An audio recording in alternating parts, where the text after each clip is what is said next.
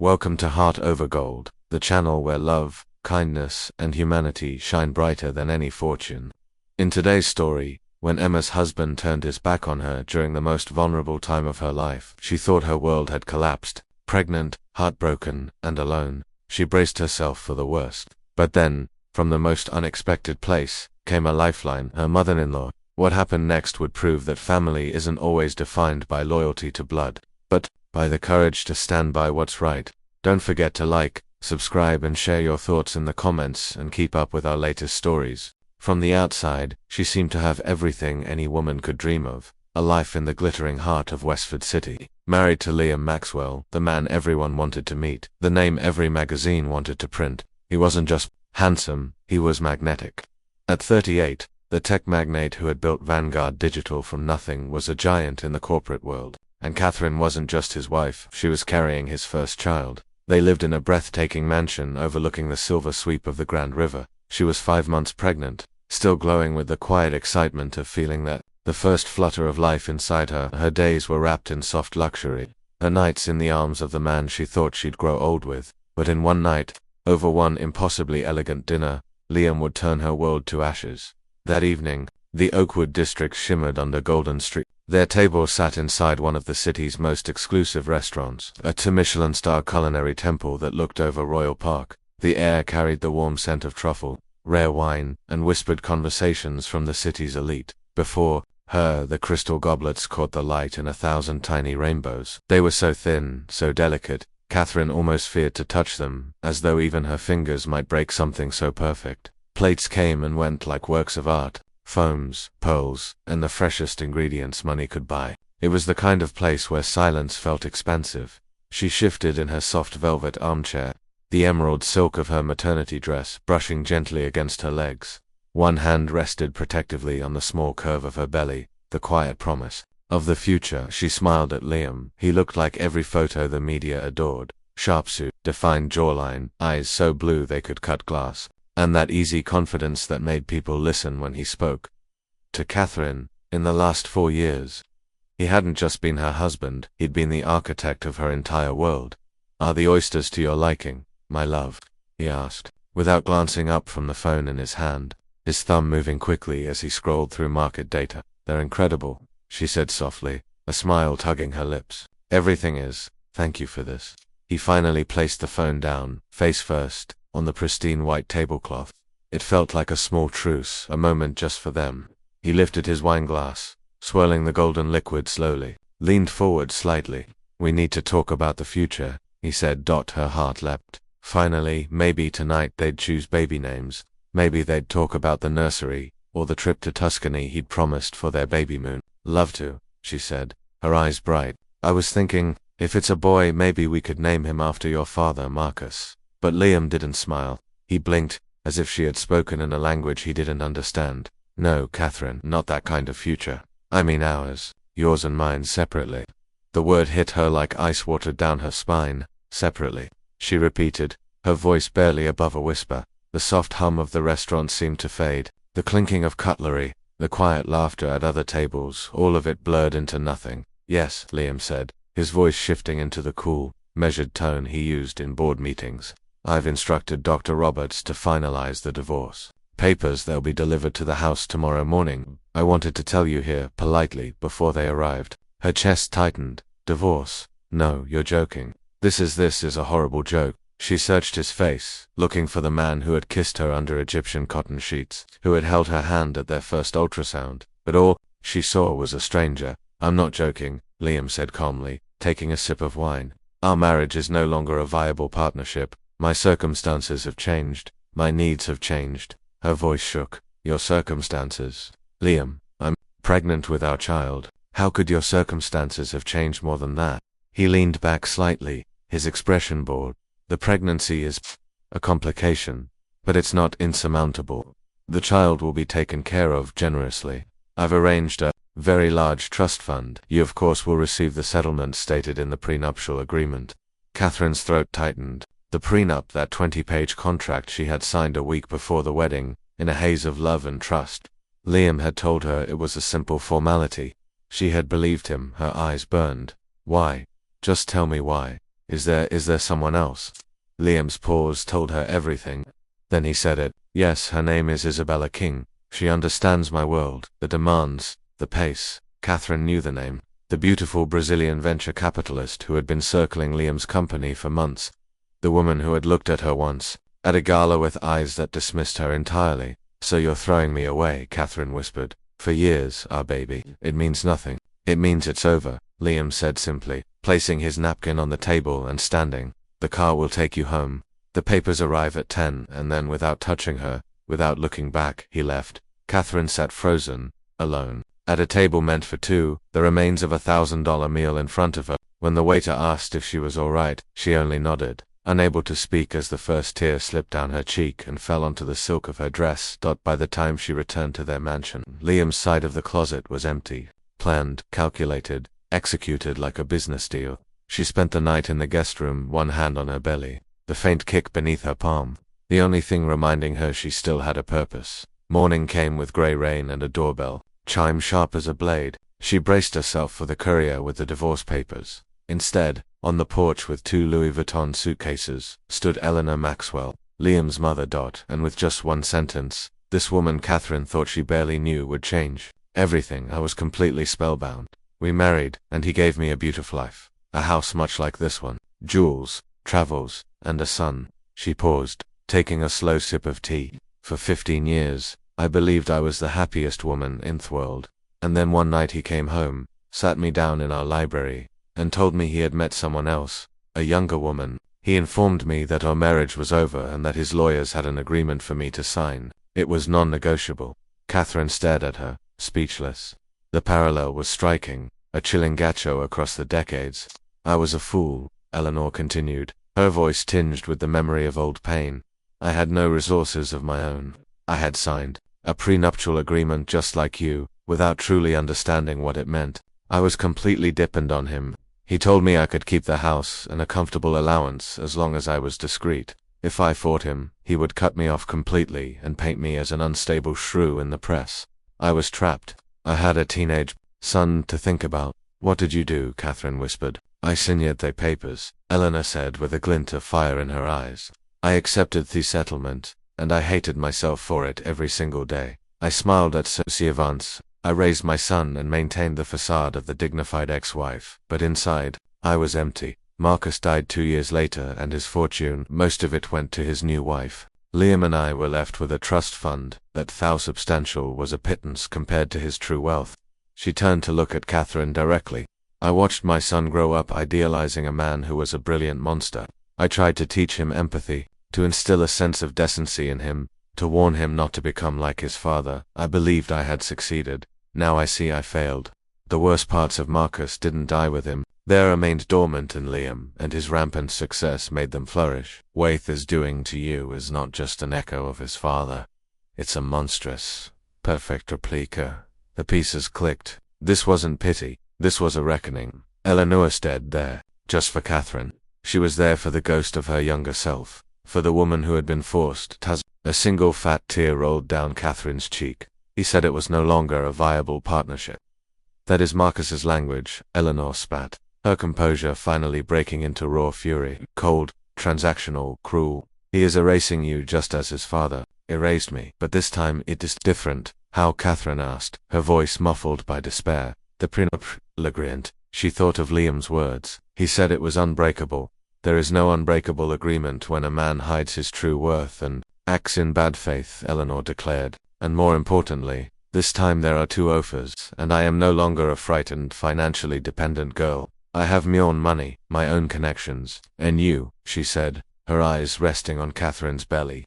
You have the ultimate leverage. You carry the Maxwell legacy, not Isabella King. You. Just then, the doorbell rang again. A different sound this time, sharper, more insistent. Both women froze. It's the papers, Catherine whispered, a new wave of nausea sweeping over her. Eleanor rose, her back straight. I'll get it. She walked to the door and opened it. A young man in a messenger uniform stood there holding a thick leather-bound folder.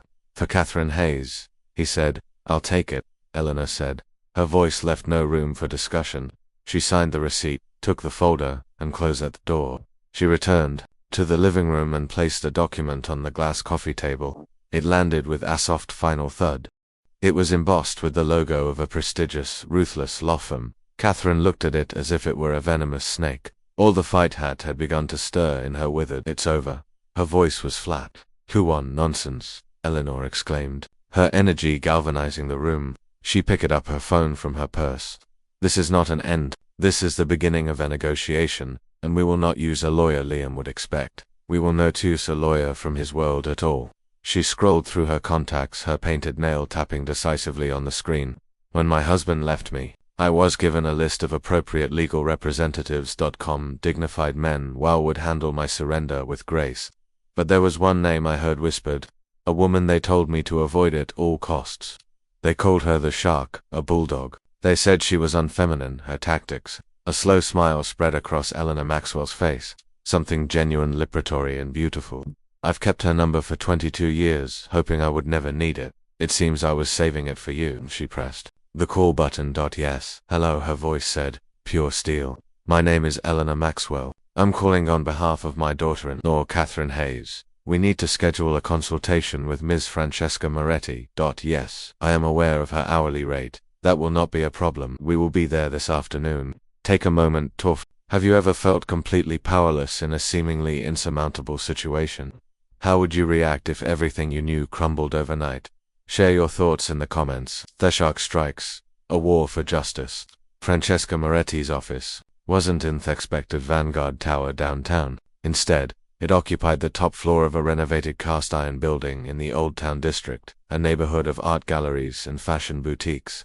The elevator opened directly into a reception area that looked more like a modern art installation than a law firm. The walls were pristine white, adorned with large, aggressive abstract paintings in black and red. The furniture was minimalist, uncomfortably checked. There was no soothing music, just the soft hum of the city. It was a space that offered no solace, it demanded respect. A young man with an impossibly sharp haircut and an all-black suit greeted them. Mrs. Maxwell, Ms. Hayes, Ms. Moretti will see you now. He led them down a corridor to a corner office with panoramic windows, and there, standing with the Westford city skyline as her backdrop, like a general inspecting her battlefield, was Francesca Moretti. She was not what Catherine expected, barely. In her 40s, petite and slender, dressed in an impeccable navy blue dress that was both severe and elegant. Her dark hair was cut into a sharp geometric bob that framed a face with high cheekbones and intelligent dissecting eyes. She didn't smile when they entered. She simply observed them. Her expression was a neutral mask of assistant. Eleanor, Francesca, said her voice, a low, precise contralto. It's been too long. I regret the circumstances. She gestured to the two chairs in front of her large, uncluttered glass desk. Too long wasn't cruel, but it was intensely analytical, as if she were scanning Catherine for weaknesses. Hayes, she began, using the formal address. Your husband, Liam Maxwell, has oved you with a proposal for dissolution of marriage. You are 5 months pregnant with his child. I presume has offered you the minimum stipulated in your prenuptial agreement. Catherine, feeling small and exposed in the powerful room, could only nod. Heckled it generous. A dry, almost silent laugh escaped Francesca's lips. Men like Liam Maxwell always do. They believe their crumbs are a feast for the rest of us. May I see the documents? Eleanor slid the leather-bound folder across the vast expanse of the glass desk. For the next 20 minutes, silence descended upon the room, broken only by the whisper of pages turning. Francesca read with terrifying concentration, her eyes scanning line after line. Every now and then she made a small note on a legal pad with a silver pen, her handwriting as sharp and precise as her appearance. Catherine felt her anxiety mount with each passing second. She watched Francesca's face for any sign of hope, but the lawyer's expression remained unreadable. Finally, Francesca reached the last page, closed the folder, and clasped her hands over it. She looked directly at Catherine. This, she said, tapping the folder, is a work of art, a masterpiece of legal warfare, designed to leave you absolutely with nothing. The bluntness of the statement hit Catherine like a physical blow. Dr. Roberts, his lawyer, is very good at his job, Francesca continued, her tone clinical. The agreement you signed is a fortress. Every clause is designed to strip you of any right to marital assets. It defines marital property so strictly that the only thing you're likely entitled to is a fraction of the value of the furniture. You waive your right to alimony beyond a taken amount for a limited time. It attributes his vast increase in net worth during the marriage solely to pre-existing business interests, effectively protecting his entire empire from you. On paper, it is, as your husband probably told you, unbreakable. Eleanor leaned forward, but Francesca's eyes gleamed with a predatory light. But fortresses have cracks, and masterpieces can have flaws. This document, for all its technical brilliance, has two fundamental weaknesses. She held up a finger. Fraudulent inducement. Eleanor, when you signed your agreement with Marcus, was it presented to you as a non-negotiable condition of marriage with little time for independent review? Yes, Eleanor said instantly. It was positioned as a mere formality a week before the wedding. I was told questioning it was questioning his love. Francesca looked at Catherine. And you? Catherine thought of the blur of her engagement. Same. Exactly the same. Liam said it was a thing his board required. His lawyer, Dr. Roberts, was there. He was very charming, explained it was just to protect the company. I had a lawyer, Buth was a friend of my father's who handled real estate. He was completely out of his depth. He advised me to sign it. My oh my, of course, Francesca said with a sigh. We will argue that you were coerced, that you were not given sufficient time or independent competent counsel, and that the terms were so disproportionate as to be uninvocable. That's a difficult argument to win, but it creates a problem. It muddies the water. She held up a second finger. Financial disclosure, full and honest. A prenuptial agreement is only valid if both parties accurately disclose their assets at the time of signing. More importantly, in a divorce proceeding, both parties must disclose their current assets. Men like Liam Maxwell and his father before him do not like disclosure. They build their empires in the shadows. They use shell companies, offshore accounts, and intricate networks of trusts to conceal their true worth. They present own picture to finance, another to the Securities and Exchange Commission, and a third, much smaller one, to their divorcing wives. Her voice dropped, becoming conspiratorial and thrilling. Our job is not to attack the prenup hidden. Our job is to demand a forensic accounting of every single dollar Liam Maxwell owns. We will subpoena his company, his partners, his investment managers.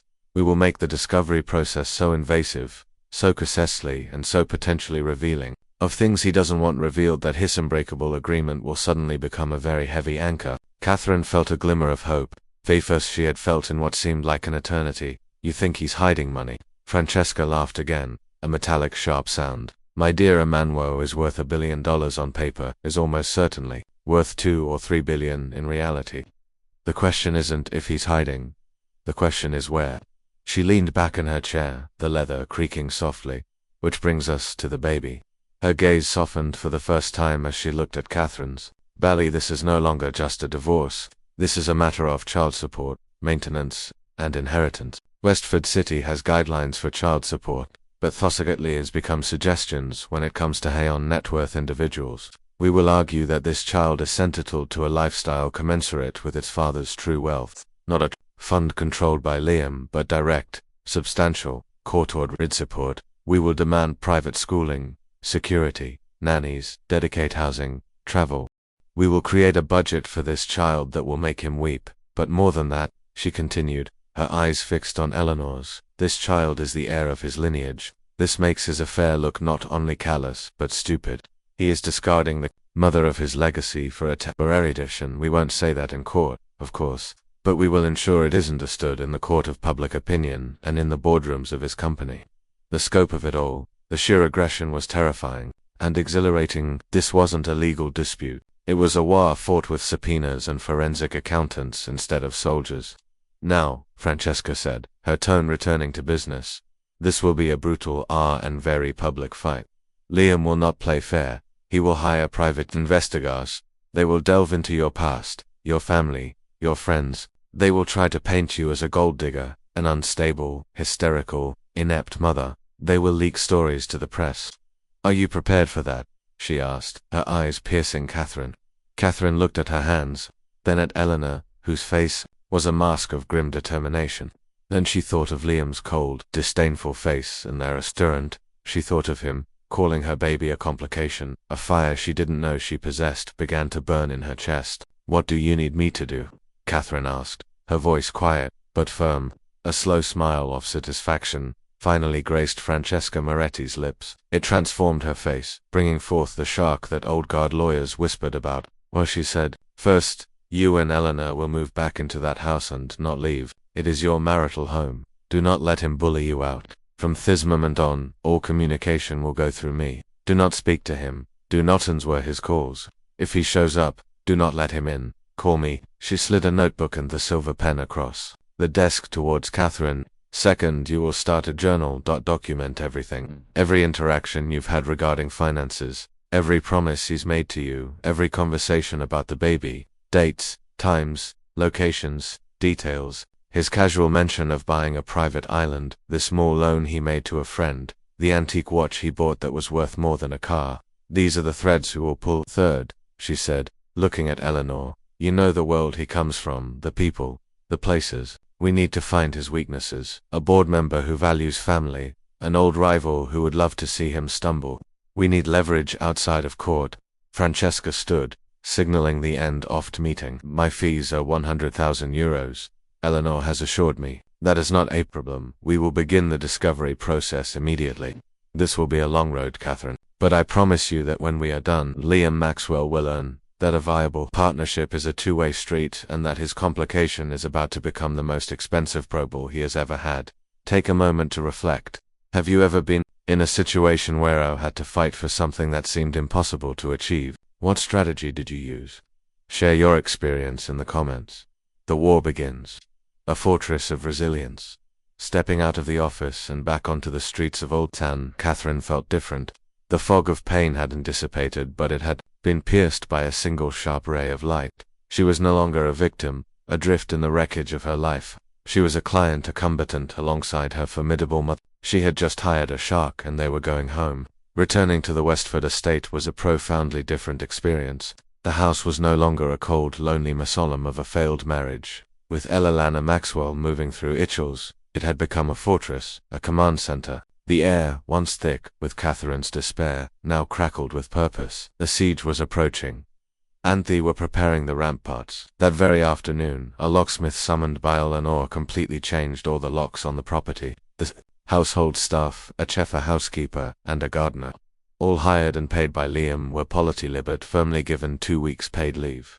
We need privacy, Eleanor had told them. Her tone baked no argument. Then she arranged for grocery deliveries and Catherine's astonishment began methodically and expertly cleaning the soulless kitchen herself with a vigor that belied her age and position. When you're at war, you control your supply lines and eliminate potential spies. Liam pays their salaries. Their loyalty is to him. For Catherine, this new reality was disorienting yet comforting. The overwhelming pain still washed over her in waves, but now it was tempered by a new, unfamiliar sensation: control. Following Francesca's instructions, she picked up the expensive, leather-bound notebook originally intended for a wedding guest list and repurposed it as her war diary. She sat in the sunlit morning room with rain still streaking down the windows and began to write.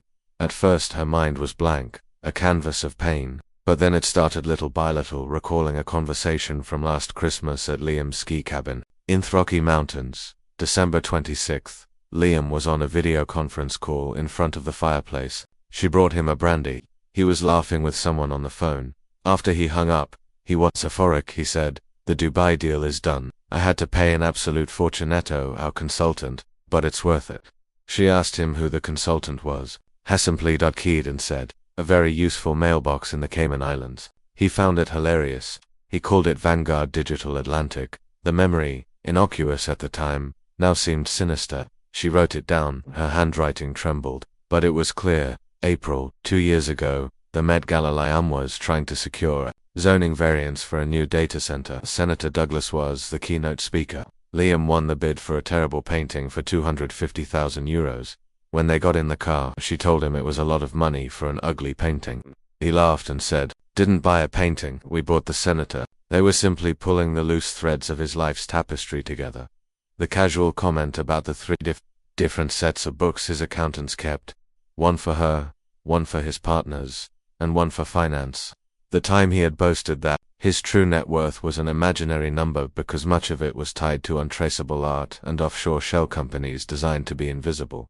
While Catherine delved into the past, Eleanor worked in the present. She sat in the formal living room, her posture perfect, her phone glued to her ear. Her conversations were masterpieces of subtlety. "Margaret, dear, What a joy to hear your voice, she cooed to the wife of David Lawrence, the most influential board member of Vanguard Digital. Yes, I'm staying with Catherine. That difficult trait is so reminiscent of his father. Do you remember that terribly affair with the younger woman? He became so erratic, so unpredictable. His judgment was affected. It's disheartening to see the pattern repeating itself. One worries about the stability of things. You know Thea Company, this Isabella King. I hear she encourages his worst impulses. She would post then add, but a man with a pregnant wife at home making such hasty decisions, it truly makes one wonder. Give my best to David. She wasn't attacking, she was expressing concern. She was planting a seed of doubt, not in Liam's morality, but in something far more important to a man like David Lawrence. His stability, and by extension, the security of his investment. The first counterattack came when Catherine's phone rang, and his face, a smiling selfie, from his Bala trip appeared on the screen. Her heart leaped. Her first instinct, born of 4 years of conditioning, was to answer. Eleanor, who seemed to possess a sixth sense, entered the room. Don't. A text message immediately followed. Catherine, answer your phone. We need to talk. Don't be childish. Another arrived a minute later. Are you letting my mother screen my calls? This is absurd. I will not let my personal life be dictated by an overly expensive lawyer. I'm coming to you. The messages and a shiver of pure terror through her. He's coming, she whispered. Eleanor read the text and her lips tightened into a hard line. Good, she said. Let them come. An hour later. The sleek black silhouette of Liam's McLaren swooped up the gravel driveway. He emerged, dressed in a perfectly tailored suit, looking every inch the owner of the universe. Returning to his castle, he strode to the front door and tried his key. It didn't fit. The sound of metal grinding against the new lock was loud in the silent house. He recoiled with a look of pure disbelief on his face and pressed the doorbell. A long, furious buzz. Catherine and Eleanor were in the hall watching the security camera's video feed on a tablet. Liam's face, handsome and familiar, was contorted in a mask of rage. Eleanor calmly pressed the intercom button. Liam, her voice resonated on the porch, cold and clear. You are no longer welcome here. This is Catherine's marital home. On the screen, Liam looked as though he had been slapped. Mother, what the hell are you doing? Let me in. No. Eleanor's voice did not waver. If you have anything to say to Catherine, you may do so through her lawyer. Now please leave the property before you are recorded as a trespasser. My lawyer will roar. Liam scoffed, laughing with an ugly bitterness. Do you think Francesca Moretti will scare me? I will bury you. I will bury both of you in legal fees. I will prove Catherine is an inept mother. You will do no such thing. Eleanor interrupted, her voice dropping to a dangerously low temperature. Your father tried the same pathetic harassment, Liam. He tried to bully me, to threaten me. It was beneath him then, and it is beneath you now. You are behaving like a cornered animal, not like the industry titan you pretend to be.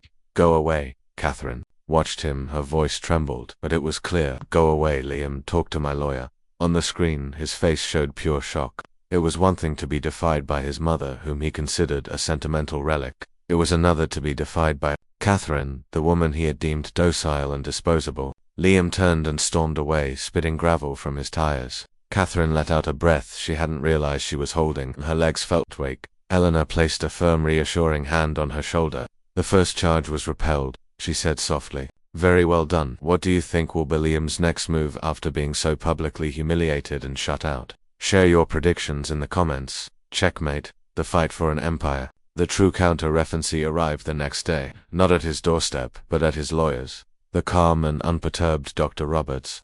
He refuses to speak to me, Liam bellowed, pacing in front of the windows. They changed the locks. My mother is there with her, conspiring against me. Dr. Roberts, a man who specialized in quiet, orderly resolutions, looked uncomfortable. Liam, I warned you this approach was aggressive. It was likely to provoke a reaction. Wait. Just then, Robert Sassistan entered carrying a box so full of papers it looked like a remorfrenter paper. This just arrived by messenger for you, dear Roberts, from the offices of Francesca Moretti.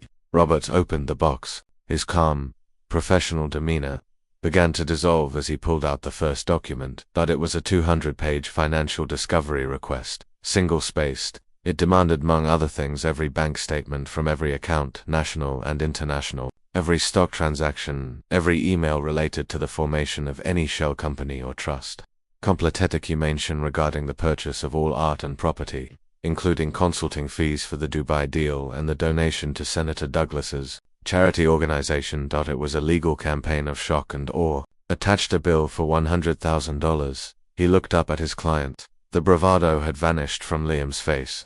"This isn't a negotiation tactic," Liam said in a grim voice. "She's not trying to get a better settlement." He held up the enormous document. "She's trying to get my entire company." Liam reacted to Francesca's aggressive financial inquiries with full-scale warfare. His legal team quickly filed motions, and simultaneously Liam used the media against Catherine. A sensationalist news article painted her as a ruthless gold digger exploiting a pregnancy for money. Photographers and surveillance vans remained outside her home, adding to her stress and anxiety. Eleanor, ever serene, protected Catherine fiercely. "He wants you too, Brick," she advised her, hardening Catherine's resolve. During the first few sleepless nights, Catherine's medicalist journal revealed a crucial memory. Their third anniversary trip tossed Bartholomew. Liam had shown her a corporate structure labeled Project Chimera, boasting that it was an foundation in Liechtenstein that owned Vanguard Digital's most valuable patents. Catherine clearly recalled his chilling comment,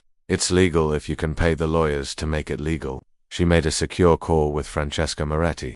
"Project Chimera," Francesca repeated adequately, emotion evident in her voice. "Liechtenstein means secrecy, tax evasion, asset concealment, corporate fraud. This can escalate beyond a divorce court into criminal charges." Catherine hesitated, concerned about the idea of Liam facing prison. "He built this trap himself," Eleanor reminded her softly. "Not you. This is leverage. If Liam refuses to disclose, he risks contempt of court. Compliance revels fraud. Moreover, this evaluation will terrify his board, turning his personal scandal into a corporate catastrophe." Armed with this powerful information, Francesca swiftly modified her legal documents to specifically target Project Chimera. Liam's facade was phenolic grumbling. Within 24 hours, Francesca filed a precise and devastating motion with the court. It detailed the existence of Project Chimera, a Liechtenstein foundation that concealed Vanguard Digital's core intellectual property. The implication was clear. Liam had committed corporate fraud. Liam Maxwell stared at the document, stunned. "How could they know?" he asked desperately, looking at his lawyer, who was visibly shaken. "I don't know, but no, this is not a bluff. If a judge grants this motion, and it's very likely they will, we must produce evidence that reveals your fraud, or face contempt of court." "Stop them," Liam ordered. "Appeal, delay, do something." Robert shook his head firmly. "It's too late. Francesca Moretti has perfectly cornered him. This isn't divorce law now. It's criminal territory." Meanwhile, across town, Eleanor Maxwell was executing the final blow on Liam. At a discreet lunch with David Lawrence, chairman of Vanguard Digital's board, she expressed grave concern about Liam's reckless actions, subtly mentioning Liechtenstein. That same afternoon, David convened an emergency board meeting, confronting Liam with Francesca's motion. "Did you really think you could hide assets? Project Chimera." Isabella King, his mistress, coldly dismissed him, labeling him a toxic asset. Shattered and alone, Liam clearly saw that only one option remained: total surrender. The next morning, his assistant called the Westford estate. "Mr. Maxwell requests a meeting with Ms. Hayes," she said timidly. "At her convenience, we await him. Here tomorrow at noon." Katharina sat quietly in the sunny morning room as Liam entered, defeated and humiliated. "I'm sorry," he began weakly, but Catherine cut him off sharply. "You're sorry because you got caught." Francesca's terms were definitive. He read the brutal conditions. Catherine receives the Westford estate in full, free of debt and $200 million. Catherine has full custody. Liam is allowed supervised visits only after intensive therapy. Liam publicly retracts defamatory stories about Catherine. Project Chimera. Details are permanently conditional on his compliance. "My son," Liam pleaded desperately. "You called our child a complication," Catherine replied coldly. "This agreement ensures you won't hurt us again. Sign it or you lose everything." Defeated, and knowing his fate, Liam nodded in silence. "I will have my lawyer sign it later today." As he left, Catherine realized the battle was over. She had reclaimed control of her life, emerging stronger and surrounded by a true family. What do you believe is the most significant consequence of Liam's actions beyond the financial loss? Share your thoughts below.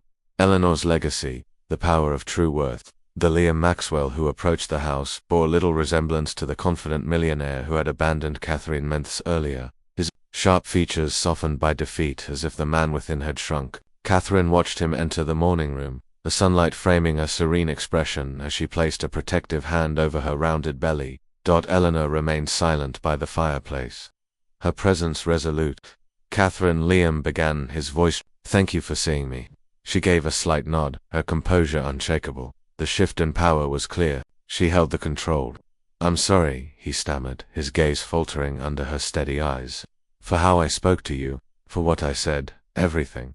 I wasn't thinking clearly." She gently raised a hand, stopping him.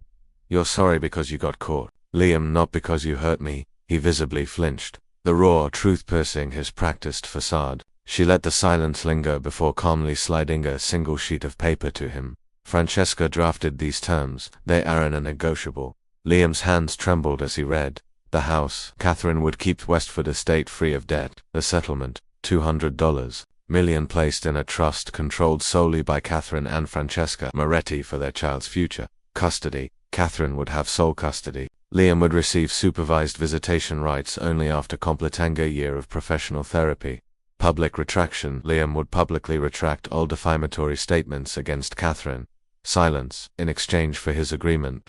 The details of Project Chimera would remain confidential. Liam looked up, color draining from his face. "Catherine, please, my son Jokund, you called our baby a complication. You were willing to discard us." Catherine responded firmly. "I learned that for you, family was disposable. This agreement protects my family from you. You will provide for your child materially, but your influence ends there. Sign it, or you'll risk losing everything." He looked at Eleanor seeking compassion, but he found none, only a silent judgment. Realizing he had no leverage, Liam nodded in defeat. "My lawyers will sign it later today," he said in a low voice, standing and leaving without another word. 6 months later, the morning room had transformed from a battlefield into a warm, welcoming nursery filled with soft colors and gentle laughter. Catherine gently rocked, cradling her daughter named Eleanor, Catherine Maxwell or Lena. The elder Eleanor entered the room, her severe countenance softened into a joyful, warm grandmother. "How's our angel?" she whispered, brushing a kiss on the baby's forehead. "Wonderful," Catherine responded softly, smiling at the woman who had become her strongest ally and closest family. News about Liam occasionally reached them. He had avoided prison, but his empire had crumbled. Isabella King moved on, leaving him completely alone. Catherine felt neither anger nor sadness, just a calm indifference. Liam was a closed chapter. Looking around the sunny nursery, Catherine knew she had gained something infinitely richer than Liam's fortune: strength, resilience, and the bond of a family forged in the fiercest fire. Through Catherine's journey, there's something a very woman should remember: your worth is not determined by anyone else. Do not allow cruel words, humiliation, or criticism to extinguish your inner flame, because within you resides a strength that can lift you up even in the dark moments. Being a mother, a maker, or following any path you choose does not make you less. You are capable, valuable, and worthy of respect. No one has the right to make you feel small, not because of your appearance, your choices, or your sacrifices. Love and self-worth begin with you. Toxic relationships and emotional abuse, whether public or private, should never be normalized or tolerated. If someone tries to tear you down or make you feel unworthy, remember this: you don't need anyone to validate your power. You deserve respect, dignity, and love. And if someone tries to crush your spirit, you must know this: you can rise again, because the strength within you can't be destroyed. You are not alone. Seek support. Know your rights. Surround yourself with people who uplift and cherish you. Never settle for less than you deserve. Like Catherine, you have the power to reclaim your life, rebuild your confidence, and rediscover the extraordinary woman you always were. You are powerful. You are valuable. You are enough. That's how the story ends. Or perhaps it begins again. Don't you think? And if you're still here, if you're still watching or reading up to this very moment, then maybe, just maybe, something in Catherine's journey has touched your heart in a quiet but powerful way. If so, take a moment with him now. Let's look at this not just as a story, but as something we can take into our own lives. Catherine's transformation wasn't just about red dresses or dramatic entrances. It was about rediscovering herself. It was about walking through fire and realizing she could survive without waiting for permission. Epictetus once said, "No man is free who is not master of himself." Catherine reclaimed her freedom not by fighting Liam with anger, but by reclaiming her power with grace. How many times do we remain silent just to keep the peace? How many times do we convince ourselves that we are too broken, too late, too tired to start anew? Catherine's story reminds us that healing begins the moment we say enough. Remember, healing isn't noisy. It's not always dramatic. Sometimes it's a quiet decision at your kitchen table, a whisper that says, I am enough. Marcus Aurelius wrote, "You have power over your mind, not outside events. Realize this and you will find strength." If this story moved you, please like this video, share it with someone who might need it, and subscribe to our channel. There are more stories like this waiting for you, more reminders that even when life tries to extinguish your light, you remain the flame.